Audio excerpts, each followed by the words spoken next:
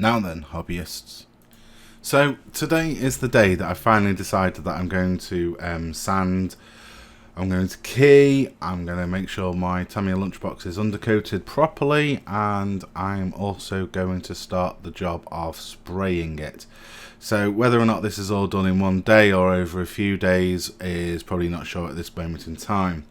This is the first time that I've actually looked at doing a hard-bodied Tamiya Lunchbox made out of plastic, and obviously it's not a polycarbonate, so instead of having to use PS paints, I'll be using TS paints, just to make sure that you know, when we're in the garden or out and about bashing it, that we are not going to have any issues with paint flaking and basically making it look rubbish.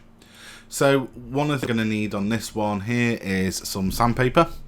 I've picked this gauge here, which is 1200. I read a lot of things online about people using 1800 or 600, and quite frankly I go somewhere in the middle.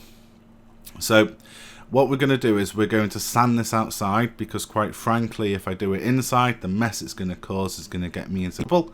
So I think what's best is to do it in the garden. All we're going to do is a light sand, because we're not trying to remove any of the details from this. All we're looking to do today is give the paint something to bite into, and this way it should make it a lot better.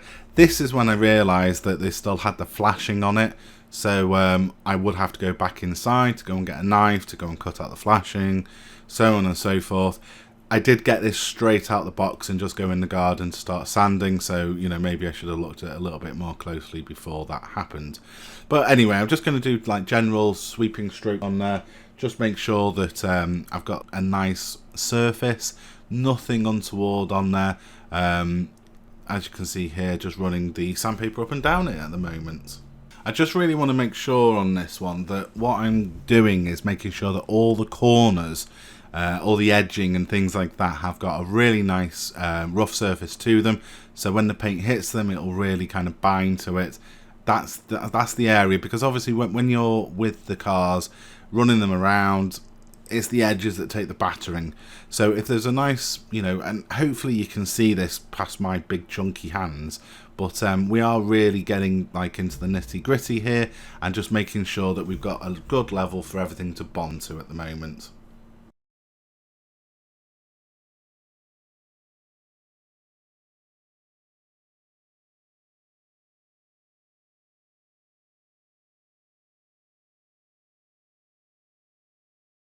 Okay, so here we go. You might be able to see just in the glimpses of the light that the surface looks slightly rougher. It's not got that sheen to it that was box fresh any longer. Hopefully this is enough to make sure that the paint will stick to it. As you can see there's some residue of plastic on my hand. This was one of the main reasons why I thought it was best to do it outside in the garden, because the last thing I needed was the house full of little white bits and bobs. And I washed it with washing liquid. I think I used eco-friendly stuff, but you can use anything that you want to, just to make sure that you get it degreased and get all those little particles of sanding off there. I'm using a Tamiya Light Grey Primer, mainly because I'm looking to actually paint this in yellow. I was tempted to go down the route of designing an A-Team van. My issue would be having to get the Tamiya tape out to put the red stripe on there, somehow build some sort of spoiler on the back of it as well. Then I realised that the front light should be square and not round, and yeah, I decided box art was best. So what we're going to do here is we're going to use the Tamiya primer, and we're just going to do nice light strokes. Now I don't have a professional spray booth. It's not anything that I've ever really asked for Christmas in the past or anything like that. I'm also doing this outside. It was also slightly windy that day as well. So as you can see, when I am spraying, I am getting a little bit of back spray. Now this isn't too much of a concern, mainly because I'm looking for a nice even coat all over it, and quite frankly after I've got all this done I will be giving it another light sand. So what we want to do is just make sure that we've got something really good for the paint to bond to, and that's the purpose of undercoating. I would say that undercoating is probably the best thing to do if you want to make sure that your paint job looks professional and lasts. You could just hit this directly with the yellow, but I feel that, you know, the first couple of times it goes arse over tit, you will notice that the paint will start to chip away from the corners, and I'm kind of hoping to get away from that. Again, so much so that I did put a coating of like Tamiya Clear over it at the end of it.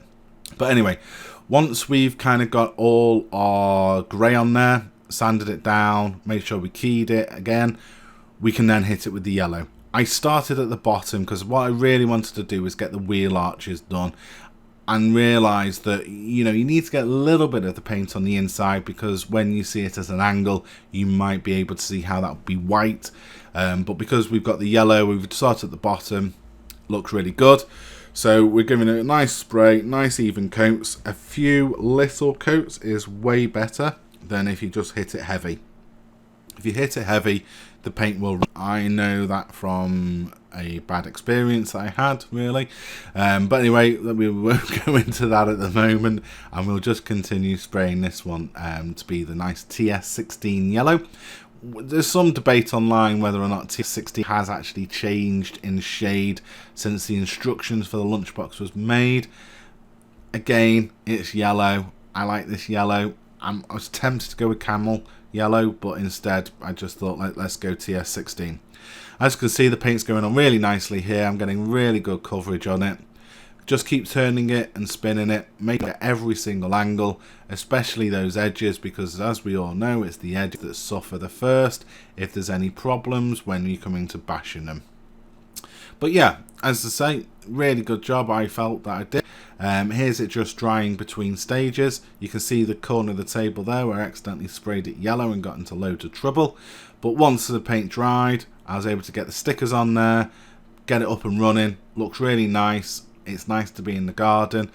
You can see here that the yellow does match the wheels, which would be my concern if you went for a camel coloured instead.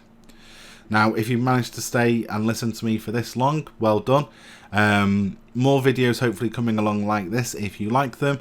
All I would really ask for, if you wouldn't mind just clicking like, perhaps even subscribe, make my life a lot easier. Have a good day out there, everyone. Keep modelling.